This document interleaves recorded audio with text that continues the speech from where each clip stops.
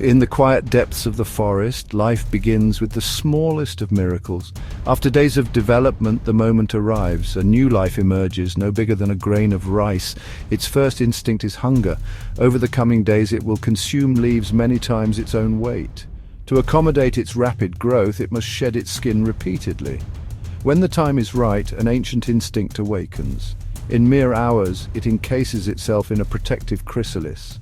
Within this silent chamber, one of nature's greatest miracles unfolds. After weeks of transformation, the miracle is complete. What emerges is completely transformed, no longer bound to the earth. On gossamer wings, it takes flight, completing one of nature's most extraordinary journeys.